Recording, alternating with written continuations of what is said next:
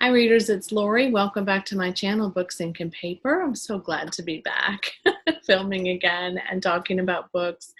While I read a lot of books while I was sick, I didn't talk about a lot of books while I was sick, and I missed that. So here we go. We're going to talk about my September TBR. Yeah, I am only going to put 4 books on my TBR for September. You might recall my TBR in August was very robust, and I am going to wrap that up very soon. Not quite to the very last day of August. I'm going to squeeze out some time to be able to finish a couple of things before the month ends, but this particular month I'm only going to focus on 4 books, I think. And if this goes really quickly and easily, then I'll add some others to the list, but this is what I think I'm going to pick up this month. So the first one, this is a bit of a spoiler alert. I started this book in August and haven't finished, so that's The House at Riverton by Kate Morton. This is a pretty big book, and I didn't finish it until I didn't start it until the 23rd or so, 23rd, maybe 22nd. I am doing a combination of ebook reading and reading the physical copy. Ebook is usually faster for me, and again, I love this copy so much I don't want any harm to come to it. I would just die if I spilled a cup of coffee on it or a cup of tea, right? So, but I'm not far in. I would say I'm maybe about 75 pages in so far. This is a chunker. It is 400 and some pages on Kindle and 600 in this version, almost 600 in this version, but yeah. So this follows a woman who was it's got a Downton Abbey feel to me. So it follows a woman who was a maid, I guess, for lack of a better term. I know there's she was in service. Let's just say that. She was in service at this house, and now it starts with, as Kate Morton does dual timelines so well, it starts with her in a older state, in her older age, and a woman reaching out to her to talk about what happened in this home, and it was a terrible tragedy, and they're making a film of it, and they want her to look over the film sets to see if they're accurate. And this begins her reminiscing and musing and going back in her mind to what happened in those days when she was just a very young teenager when she went into service at this home. So it follows this family, it follows what happened with the tragedy. It's so neat. I love Kate Morton.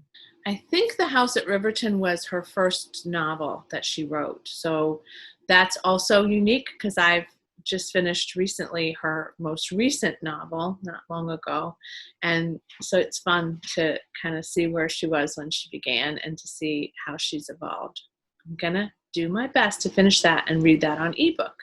If you watched my video of my September haul revisit, I've chosen Agatha Christie by Laura Thompson as my back in time revisit book haul book. This is a biography of Agatha Christie and her life. I am a longtime reader of Agatha Christie's novels, and she did have a very strange life, and she had some things that I'm just recently discovering about her that aren't making me very happy, but I want to learn more about her, and if that comes up in the book, we're going to talk about it honestly and candidly.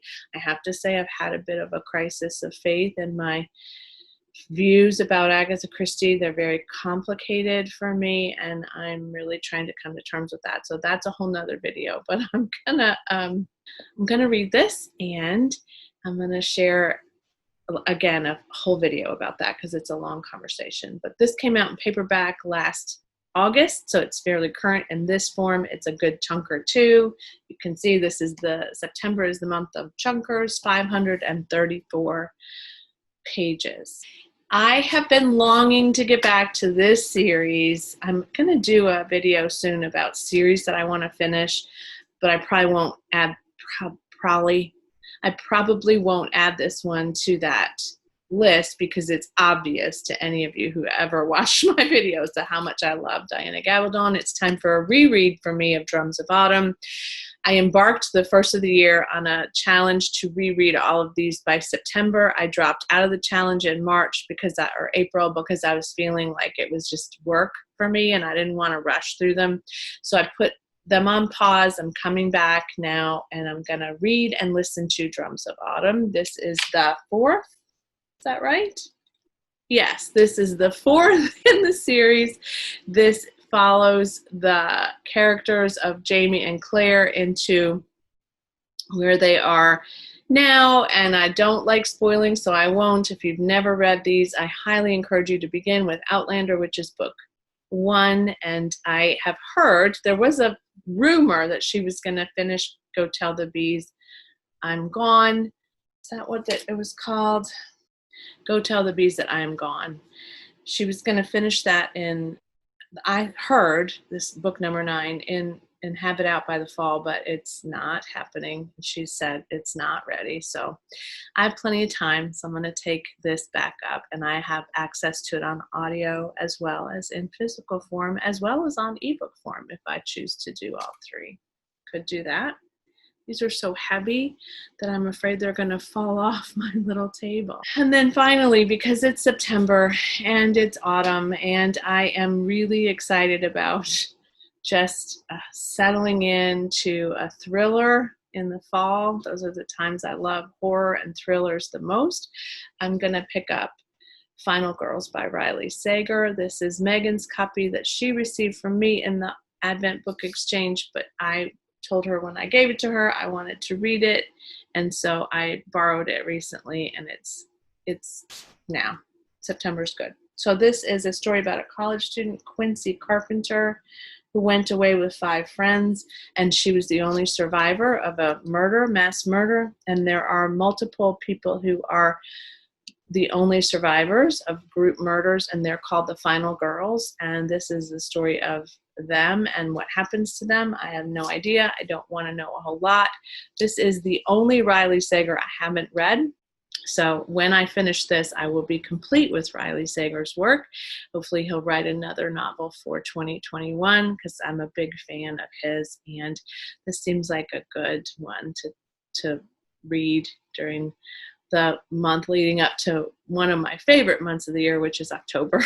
So the spooky musical will be coming out. It's already out for me. I've already started listening to my Halloween playlist. I've already started talking about how soon I can pull out pumpkins and Halloween decor. We're working on lots of things. So maybe I'll do a video of how we decorate the house. We did not decorate last year for Halloween or fall because the house was on the market. We didn't end up selling it, but we didn't decorate at all. And that was hard for me because it's a big deal for us. It's a big deal for my family. So this is the year. I don't care. It's a quarantine. I don't care if a single trick-or-treater doesn't come. I need to be surrounded by Halloween stuff. So I will be, and I will share that with you. So those are my 4 books on the TBR.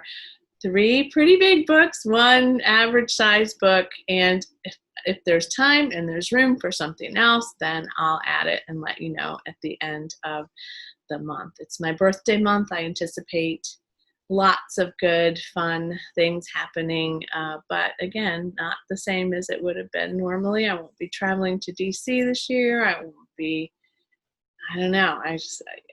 We'll just get together and have a quiet day, I'm sure.